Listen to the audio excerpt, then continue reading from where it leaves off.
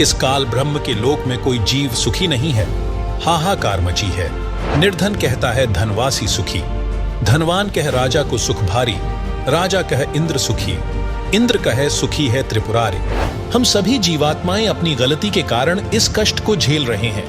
जब तक जन्म मरण है तब तक सामान्य जीव से लेकर देवी देवता, श्री ब्रह्मा जी, श्री विष्णु जी तथा श्री शिव जी तक भी सुखी नहीं है। सबका जन्म मरण होता है।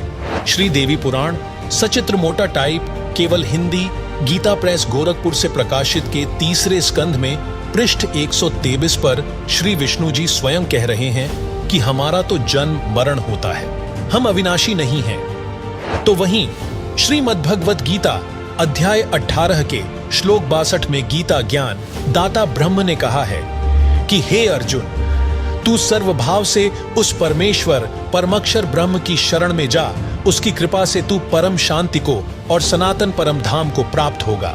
वहीं हमारे पवित्र ग्रंथों में परब्रह्म अर्थात अक्षर पुरुष का भी जिक्र किया गया है, जो ब्रह्म से अधिक शक्तिशाली दूसरा भगवान है। तो चलिए सृष्टि रचना के इस दूसरे पार्ट में हम सृष्टि रचना से जुड़े कुछ अन्य प्रश्नों के जवाब जानते हैं, जिनके विषय में आध्यात्मिक ज्ञान से जुड़ा प्रत्येक व्यक्ति जानना चाहता है। सवाल नंबर 1, परब्रह्म कौन है? उसके लोकों की रचना कैसे हुई? किस प्रकार से अक्षर पुरुष के 7 शंख ब्रह्मांड अस्तित्व में आए? क्या वहां भी काल लोक की तरह ही सृष्टि है? दर्शकों, हमारे पवित्र ग्रंथों में वर्णित परब्रह्म या अक्षर पुरुष दूसरा भगवान है। वह केवल 7 शंख ब्रह्मांडों का स्वामी है। जब कबीर साहिब ने अपने पुत्र अचिंत से सृष्टि रचने के लिए कहा था, तो अचिंत ने अपनी शब्द शक्ति से अक्षर पुरुष की उत्पत्ति की और कहा कि मेरी सृष्टि रचना में मदद करना। लेकिन वह सतलोक में बने मानसरोवर में जाकर सो गया, क्योंकि वहां सांसों से शरीर नहीं है। कबीर परमेश्वर ने बताया है कि परब्रह्म ने अपने कार्य में गफलत की, क्योंकि यह मानसरोवर में सो गया, तथा जब परमेश्वर ने उस सरोवर में अंडा छोड़ा तो अक्षर पुरुष ने उसे क्रोध से देखा। इन दोनों अपराधों के कारण परमात्मा ने परब्रह्म को भी 7 शंख ब्रह्मांडों सहित सतलोक से बाहर कर दिया। इसके अलावा अक्षर पुरुष अपने साथी ब्रह्म की विदाई में व्याकुल होकर परमपिता कबीर परमेश्वर की याद भूलकर उसी को याद करने लगा, तथा सोचा कि क्षर पुरुष अर्थात ब्रह्म तो बहुत आनंद मना रहा होगा, वह स्वतंत्र राज्य करेगा। मैं पीछे रह गया तथा अन्य कुछ आत्माएं जो परब्रह्म के साथ 7 शंख ब्रह्मांडों में जन्म मृत्यु का कर्मदंड भोग रही हैं, उन हंस आत्माओं की विदाई की याद में खो गईं, जो ब्रह्म काल के साथ 21 ब्रह्मांडों में फंसी हैं, तथा पूर्ण परमात्मा सुखदायी कबीरदेव की याद भुला दी। परमेश्वर कबीरदेव के बार बार समझाने पर भी उनकी आस्था कम नहीं हुई। वहीं परब्रह्म ने सोचा कि मैं भी अलग स्थान प्राप्त करूं तो अच्छा रहे। यह सोचकर राज्य प्राप्ति की इच्छा से परब्रह्म सारनाम का जाप प्रारंभ कर दिया। इसी प्रकार अन्य आत्माएं जो परब्रह्म के 7 शंख ब्रह्मांडों में फंसी हैं, ने सोचा कि वे जो ब्रह्म के साथ आत्माएं गई हैं, वे तो वहां मौज मस्ती मनाएंगे, हम पीछे रह गए। पर ब्रह्म के मन में यह धारणा बनी कि क्षर पुरुष अलग होकर बहुत सुखी होगा। यह विचार कर परब्रह्म ने अंतरात्मा से भिन्न स्थान प्राप्ति की ठान ली। परब्रह्म ने हठ योग नहीं किया, परंतु केवल अलग राज्य प्राप्ति के लिए सहज ध्यान योग विशेष कसक के साथ करता रहा। अलग स्थान प्राप्त करने के लिए पागलों की तरह विचरने लगा, खाना पीना भी त्याग दिया। अन्य कुछ आत्माएं जो पहले काल ब्रह्म के साथ गई आत्माओं के प्रेम में व्याकुल थी, वे अक्षर पुरुष के वैराग्य पर आसक्त होकर उसे चाहने लगी। पूर्ण प्रभु के पूछने पर परब्रह्म ने अलग स्थान मांगा तथा कुछ हंसात्माओं के लिए भी याचना की। तब कबीरदेव ने कहा कि जो आत्मा आपके साथ स्वेच्छा से जाना चाहे, उन्हें भेज देता हूं। पूर्ण प्रभु ने पूछा कि कौन हंस आत्मा परब्रह्म के साथ जाना चाहता है, सहमति व्यक्त करे। बहुत समय उपरांत एक हंस ने स्वीकृति दी। फिर देखा देखी उन सर्व आत्माओं ने भी सहमति व्यक्त कर दी। सर्वप्रथम स्वीकृति देने वाले हंस को स्त्री रूप बनाया, उसका नाम ईश्वरी माया प्रकृति सुरति रखा तथा अन्य आत्माओं को उस ईश्वरी माया में प्रवेश करके अचिंत द्वारा अक्षर पुरुष परब्रह्म के पास भेजा। कई युगों तक दोनों 7 शंख ब्रह्मांडों में रहे, परंतु परब्रह्म ने दुर्व्यवहार नहीं किया। ईश्वरी माया की स्वेच्छा से अंगीकार किया तथा अपनी शब्द शक्ति द्वारा नाखूनों से स्त्री इंद्री बनाई। ईश्वरी देवी की सहमति से संतान उत्पन्न की। इसलिए परब्रह्म के लोक 7 संख ब्रह्मांडों में प्राणियों को तप्त शिला का कष्ट नहीं है तथा वहां पशु पक्षी भी ब्रह्मलोक के देवों से अच्छे चरित्र युक्त हैं। आयु भी बहुत लंबी है, परंतु जन्म मृत्यु कर्माधार पर कर्म दंड तथा परिश्रम करके ही उधर पूर्ति होती है। स्वर्ग तथा नरक भी ऐसे ही बने हैं। परमात्मा ने परब्रह्म को 7 संख ब्रह्मांड उसके इच्छा रूपी भक्ति ध्यान अर्थात सहज समाधि विधि से कि उसकी कमाई के प्रतिफल में प्रदान किए तथा सतलोक से भिन्न स्थान पर गोलाकार परिधि में बंद करके 7 संख ब्रह्मांडों सहित अक्षर ब्रह्म व ईश्वरी माया को निष्कासित कर दिया। सवाल नंबर 2, क्या है 14 युगों का रहस्य, साथ ही प्रमुख 4 युगों की क्या है गाथा? आखिर चारों युगों का समय काल कितना है और अंतिम युग कलयुग का आखिरी चरण कैसा होगा? दर्शकों, कबीर सागर में अंबु सागर 3रा अध्याय है जिसमें 14 तरंग यानी भाग हैं। जैसा कि आपको सृष्टि रचना में बताया कि काल के 21 ब्रह्मांड हैं, उसने 5 ब्रह्मांडों का एक ग्रुप बनाया। ऐसे ऐसे 4 समूह 5-5 ब्रह्मांडों के बनाए हैं। एक ब्रह्मांड भिन्न रखा है जो इन सबके समान क्षेत्रफल वाला है। अब जिन 13 युगों का वर्णन हम कर रहे हैं वह इस ब्रह्मांड जिसमें हम रह रहे हैं इसका नहीं है। वह विवरण 5वें ब्रह्मांड का है जो समूह के मध्य वाला है। 5वें ब्रह्मांड में प्रत्येक ब्रह्मांड के समांतर सृष्टि चलती है। जिस ब्रह्मांड में हम रह रहे हैं इसमें जो परमेश्वर कबीर जी की भक्ति सतनाम तक करते रहे हैं वे बीच में भक्ति छोड़ गए, गुरुद्रोही नहीं हुए। उनको धोखा देने के लिए काल ब्रह्म उन्हें 5वें मध्य वाले ब्रह्मांड में रोके रखता है। ओम नाम जाप की भक्ति की कमाई तो इसी ब्रह्मांड जिसमें हम रह रहे हैं ब्रह्मलोक में भोगते हैं। पुनः जन्म मरण चक्र में गिर जाते हैं। इसके 4 युग हैं, सतयुग, त्रेता युग, द्वापर युग तथा कलयुग। उस 5वें यानी मध्य वाले ब्रह्मांड में 13 युग होते हैं। वहां पर वे जीव काल ब्रह्म द्वारा भेजे जाते हैं जो सोहम नाम का जाप करते हैं तथा जो केवल सतनाम का जाप करते हैं। सतनाम के जाप के ओम की भक्ति कमाई इस ब्रह्मांड के ब्रह्मलोक में भोगते हैं। दूसरे मंत्र सोह की कमाई इस 5वें ब्रह्मांड में भोगने के लिए भेज दिए जाते हैं। वहां भी एक ब्रह्मलोक है तथा अन्य लोक है। वहां के ब्रह्मलोक में सुख भोगने के पश्चात उनको अन्य द्वीपों में राजा रानी तथा जनता के रूप में जन्म दिया जाता है। फिर वे व्यक्ति वहां भी भक्ति करते हैं। उस 5वें ब्रह्मांड में होने वाले 13 युगों के नाम निम्न हैं: अघासुर युग, बलभद्र युग, द्वंद्व युग, पूर्वण युग, अनुमान युग, धीर्यमाल या धीरमाल युग, तारण युग, अखिल युग, विश्व युग, अक्षय तरुण युग, नंदी युग, हिंडोल युग, कंकवत युग। अब जानिए जिस ब्रह्मांड में हम रहते हैं वहां होने चारों युगों का विस्तृत विवरण। पहला सतयुग, इस युग की अवधि 17,28,000 वर्ष है, जिसमें मनुष्य की आयु प्रारंभ में 10 लाख वर्ष होती है, अंत में 1 लाख वर्ष होती है। तो वहीं मनुष्य की ऊंचाई 21 हाथ यानी लगभग 100 से 150 फुट होती है। दूसरा त्रेता युग, इस युग की अवधि 12,96,000 वर्ष होती है, जिसमें मनुष्य की आयु प्रारंभ में 1 लाख वर्ष होती है, अंत में 10,000 वर्ष होती है।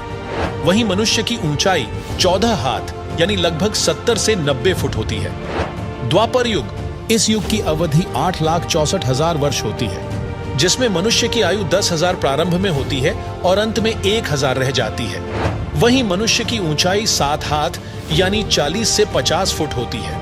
कलयुग, इस अंतिम युग की अवधि 4,32,000 वर्ष होती है, जिसमें मनुष्य की आयु 1,000 वर्ष से प्रारंभ होती है, अंत में 20 वर्ष रह जाती है तथा ऊंचाई 3.5 हाथ यानी 10 फुट होती है, अंत में 3 फुट रह जाती है। अब सुनिए संत रामपाल जी महाराज के मुखारबिंद से सत्संग और जानिए कलयुग के अंत में क्या होगा। 10वां अवतार और आवेगा निकलंक नाम तय, कलयुग के एंड में, कलयुग के अंत में। और उस समय ये कृतघ्नी प्राणी हो जाएंगे, सभी भक्ति से दूर होंगे, व्यभिचारी, मांसाहारी और जालिम जुल्म बेहया, कोई शर्म नहीं रहेगी, कोई लाज नहीं रहेगी। सरेआम दुष्कर्म करा करेंगे, बिल खोद करा करेंगे, कच्चा आहार करा करेंगे। एंड ऑफ द कलयुग में जमीन उपजाऊ नहीं रहेगी, 4.5 फुट तक जमीन का उपजाऊ अंश खत्म हो जाएगा। यानी 3 हाथ, लगभग 4.5 फुट तक उपजाऊ अंश जमीन का समाप्त हो जाएगा। कोई भी फलदार वृक्ष नहीं उगेंगे, ना कोई फसल होया करेगी, और वर्षा नहीं होया करेगी। प्रदूषण इतना हो जाएगा कि वर्षा ऐसे होगी जैसे ओस गिरा करे, और सभी प्राणी कच्चा ही गोश्त मांस खाया करेंगे। उस समय लास्ट ऑफ द कलयुग, एंड ऑफ द कलयुग में, कलयुग के अंत में 20 वर्ष की आयु मनुष्य की रह जाएगी, मानव की। और उसमें से 5 खंड बताए हैं सूक्ष्म वेद में, यानी 15 वर्ष की आयु में जन्म भी हो लेगा, जवान भी हो लेगा, और गर्भारी भी हो लेगा, और मृत्यु को भी प्राप्त हो लेगा। 5 वर्ष की लड़की को संतान होनी प्रारंभ हो जाया करेगी, और सभी प्राणी बहुत ठगने से हो जाएंगे। 1.5-2 फुट के आसपास इनका कद रह जाओ। उस समय ये कृत घनी प्राणी इतने हो जाएंगे, बहुत घने। उस समय कुछ एक पुण्यात्मा रहेंगी जो तब भी भगवान से डरने वाली होंगी। वो होंगे ऐसे ही मांसाहारी भी होंगे, लेकिन जगह भगवान की अवश्य होगी। वो कौन होंगे? जो अब इस कलयुग में, अब ये भगवान का मार्ग हजारों वर्षों तक चलेगा। जो पुण्यात्मा इस मार्ग पर लगेंगी, भक्ति करेंगी और आजीवन मर्यादा में रहे, वो तो सतलोक चले जाएंगे। और जो जिनके पैर फिसल गए, नहीं पार हो पाए, वो फिर ऐसे इस कलयुग में मनुष्य के जन्म प्राप्त करते रहेंगे। इतने दयालु हैं ये परमात्मा। लेकिन मनुष्य जीवन में कौन सा ये प्राणी सुखी होगा? तो उस समय क्या होगा कि निकलंक नाम का एक अवतार आवेगा। वो कौन होगा? राजा हरिश्चंद्र की आत्मा होगी। राजा हरिश्चंद्र जी जो सतयुग में एक महान आत्मा सुप्रसिद्ध हुए, ऐसे दानवीर थे, ऐसे धर्मात्मा थे, ऐसे सत्यवादी थे कि उन्होंने अपने वचन के ऊपर राज त्याग दिया था। अपनी पत्नी को भी बेच दिया, अपने आप को भी बेच दिया, अपने सत्य की रक्षा की, जिस कारण से प्रसन्न होकर के प्रभु ने उसको विष्णु लोक में स्थान दे दिया। अब वो विष्णु लोक में है अपने पूर्व जन्म के पुण्यों के कारण। और जब वहां से इस पुण्यात्मा को 10वां अवतार बनाकर यू काल भेजेगा। यो गीता जी में कहता है कि मैं अपने अंश अवतार रचता हूं और फिर उनमें प्रवेश करके सारा काम करता हूं। इसलिए गीता जी अध्याय नंबर 4 के श्लोक नंबर 5 और 9 में कहा कि अर्जुन, तेरे और मेरे बहुत जन्म हो चुके हैं, तू नहीं जानता, मैं जानता हूं। फिर कहता है 9वें श्लोक में कि मेरे जन्म और कर्म अलौकिक हैं। अब कर्म कैसे अलौकिक हैं? श्री कृष्ण में प्रवेश करके महाभारत करवा दी, युद्ध करवाया। ओह, परशुराम का जन्म दिया, परशुराम में प्रवेश करके अक्षत्रियों को मार डाला और पाप परशुराम का रख दिए सारे। ऐसे ही राजा हरिश्चंद्र जी को निकलंक नाम से संभल नगरी में विष्णु दत्त शर्मा के घर पर इसका जन्म होगा 10वें अवतार का। 10वां अवतार जो होगा संभल नगरी में, और विष्णु दत्त शर्मा नाम का एक ब्राह्मण होगा, उसके घर पर जन्म होगा। और वो विशेष अलग से ही वैरायटी का बालक होगा। उसका उन अन्य से तगड़ा शरीर होगा, क्योंकि वो स्पेशल भेज रखा होता है तो। और उसकी लंबी तलवार होगी। इन कृतघ्नी प्राणियों को ऐसे काटेगा नु, जैसे या करेन गेहूं काटा करे, ऐसे काटेगा नु, बुरी तरह इनको खत्म करेगा। फिर क्या होगा, उन प्राणियों को बख्शा जाएगा जो उस समय भी भगवान से डरने वाले होंगे।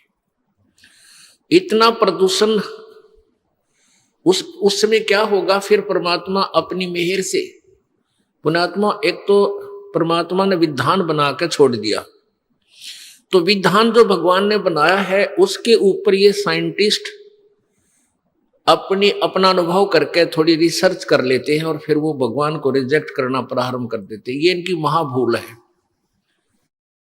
अब पीछे कई वर्षों से रट्टा लगा रखा था कि प्रदूषण इतना बढ़ गया, ग्लेशियरिन खत्म होगी, बर्फ नहीं पड़ेगी। अरे का इतनी बर्फ गिर दी बिना गिनती की, वो न्यो का न्यो प्रदूषण है, न्यो का न्यो सारा सौदा है, डूंडा उठा दिया। तो भगवान की अपनी विट्टो पावर न्यारी है। तो क्या होगा, कलयुग के एंड में इन सभी को नाश करेगा, ऐसी दुष्ट आत्माओं को काटा जाएगा, खत्म करेगा।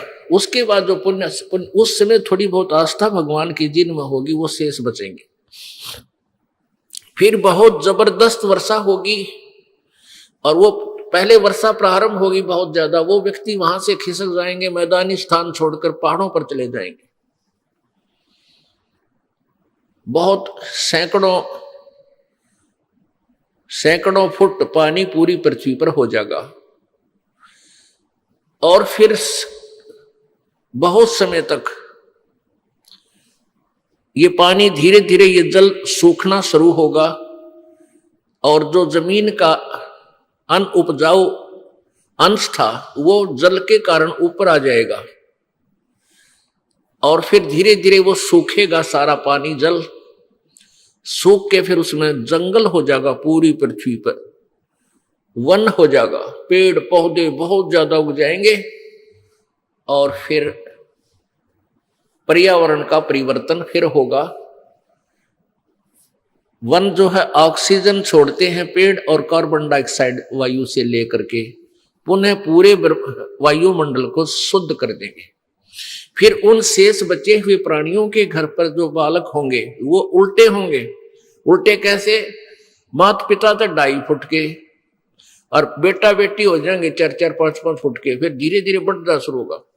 तो सतयुग में सैकड़ों फुट हाइट के इंसान हो जाते हैं, सैकड़ों फुट, और लाखों वर्ष की आयु हो जाती, क्योंकि शुद्ध वायु, शुद्ध वातावरण, बीमारी होती नहीं उस समय सतयुग में, बहुत कम। सवाल नंबर 3, महाप्रलय क्या है? कितनी महाप्रलय होती है? क्या महाप्रलयों के अंतर्गत संपूर्ण सृष्टि व सर्व ब्रह्मांडों का भी विनाश होता है? दर्शकों, महाप्रलय का अर्थ है बड़ी विनाशकारी घटना। हिंदू धर्म ग्रंथों में महाप्रलय को सृष्टि के चक्र का अंत माना जाता है, जहां ब्रह्मांड का विनाश हो जाता है। महाप्रलय 3 प्रकार की होती है। एक तो काल ज्योति निरंजन करता है। महाकल्प के अंत में जिस समय ब्रह्मा जी की मृत्यु होती है, ब्रह्मा जी की रात्रि 1000 चतुर्युग की होती है तथा इतना ही दिन होता है। 30 दिन रात्रि का 1 महीना, 12 महीनों का 1 वर्ष, 100 वर्ष का एक ब्रह्मा जी का जीवन, यह एक महाकल्प कहलाता है। दूसरी महाप्रलय 7 ब्रह्मा जी की मृत्यु के बाद एक विष्णु जी की मृत्यु होती है। 7 विष्णु जी की मृत्यु के उपरांत एक शिव की मृत्यु होती है। इसे दिव्य महाकल्प कहते हैं। उसमें ब्रह्मा, विष्णु, शिव सहित इनके लोकों के प्राणी तथा स्वर्ग लोक, पाताल लोक, मृत्यु लोक आदि में अन्य रचना तथा उनके प्राणी नष्ट हो जाते हैं। उस समय केवल ब्रह्मलोक बचता है, जिसमें यह काल, ज्योति निरंजन तथा दुर्गा 3 रूपों महाब्रह्मा, महासावित्री, महाविष्णु, महालक्ष्मी और महाशिव अर्थात सदाशिव महादेवी पार्वती के रूप में 3 लोक बनाकर रहते हैं। इसी ब्रह्मलोक में एक महास्वर्ग बना है, उसमें चौथी मुक्ति प्राप्त प्राणी रहते हैं। तीसरी महाप्रलय एक ब्रह्मांड में 70,000 बार त्रिलोकीय शिव यानी काल के तमोगुण पुत्र की मृत्यु हो जाती है।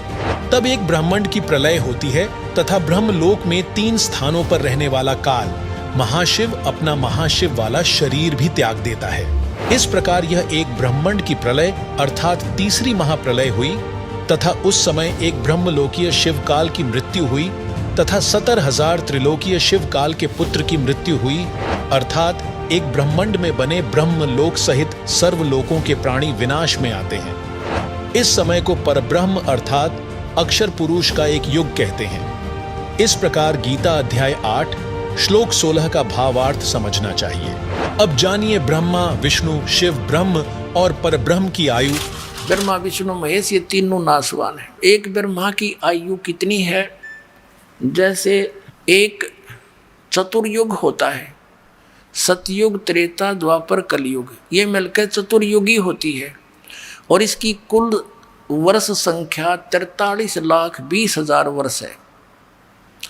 ऐसी 1000 चतुर्युग 1008 है। वैसे इसमें 14 मनवंतर निकल जाते हैं, 14 इंद्र के शासन खत्म हो जाते हैं और 72 चतुर्युग तक एक इंद्र का शासन रहता है, शासन काल है।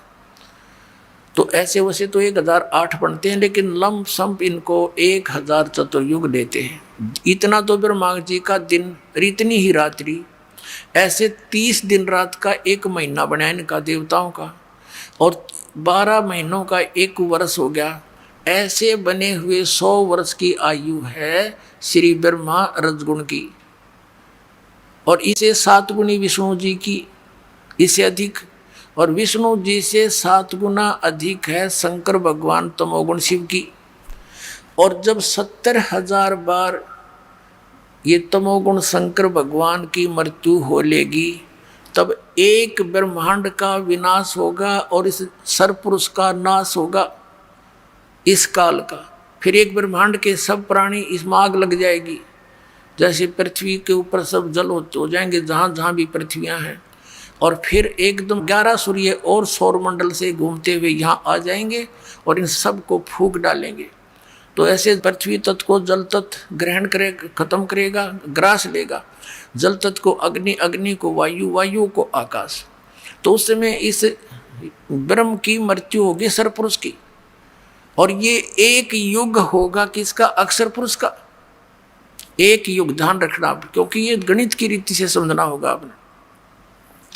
तो ये सभी प्राणी, और ये दुर्गा भी, काल भी, सरपुरुष, इनका पिता ब्रह्मा, विष्णु, इसका, ये सब नष्ट हो जाएंगे।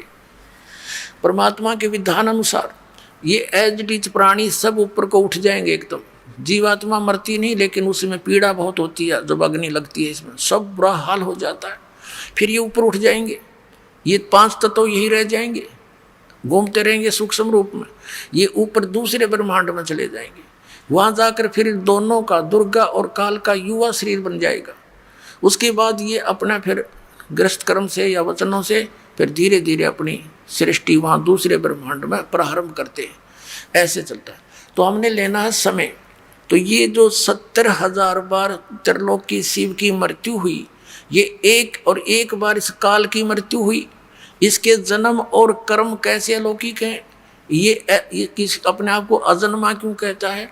यहाँ मर गया, वहाँ परमात्मा के विधान अनुसार इसकी फिर दोबारा युवा शरीर दोनों का हो जाता है, दुर्गा का और इस काल का। लेकिन जन्म मृत्यु है इसकी। उसके बाद ये एक युग हो गया अक्षर पुरुष का।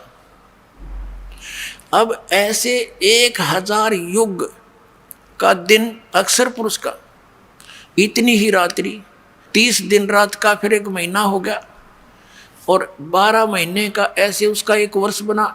ऐसे जो इस गिनती से, इस रीति से जो उनके एक युग बना, 12 महीनों का एक वर्ष हुआ, और 100 वर्ष की आयु होगी अक्षर पुरुष की, उसका भी नाश होगा। फिर देख कितनी लंबी आयु है। 70,000 बार शिव मर लेगा, एक ब्रह्म की मृत्यु होगी, वो युग होगा इस काल का, और इस अक्षर पुरुष का एक युग होगा। और ऐसे 1000 युग का दिन, इतनी रात्रि, और फिर 30 दिन रात का महीना, 12 महीने का एक वर्ष, और 100 वर्ष की आयु अक्षर पुरुष की, और फिर भी मृत्यु होगी। इसलिए इसको अक्षर भी लिखकर नासवान कहा गया है। एती उम्र बुलंद मरेगा अंतरे, क्यों? क्योंकि सतगुरु लगे न कान, न भेंटे वो संतरे। ओए होए, इतनी लंबी उम्र भी होगी तो भी तेरी अंत में मृत्यु होगी। कारण क्या है कि तुझे वो तत्वदर्शी संत नहीं मिले, और मिले तो तुमने मानी नहीं। जैसे पहले परमात्मा के मिले किनको? आदरणीय धर्मदास साहिब जी को, आदरणीय मलुकदास साहिब जी को, आदरणीय नानक साहिब जी को, आदरणीय दादू साहिब जी को, आदरणीय गरीबदास साहिब जी गांव छुड़ानी जिला दद्दर हरियाणा वाले को, आदरणीय घीसा दास जी गांव खेकड़ा जिला मेरठ उत्तर प्रदेश वाले को। इन्होंने वही डंडोरे पीटे थे, पर मानना नहीं कोई। उनके जाने के बाद ग्रुप जरूर बन गए उनके पीछे, लेकिन उन्होंने क्या बोला था अपनी वाणी में, उसके निकट भी नहीं कोई समाज इज्जत कर मान। अब क्या हुआ, अब क्या बताया कि एती उम्र बुलंद मरेगा अंतरे, सतगुरु लगे न कान न भेंटे वो संतरे। अगर आप ये वीडियो YouTube पर देख रहे हैं तो हमारे चैनल को सब्सक्राइब करें और बेल आइकन को दबाना ना भूलें। अगर आप Facebook पर ये वीडियो देख रहे हैं तो हमारे पेज को लाइक करें।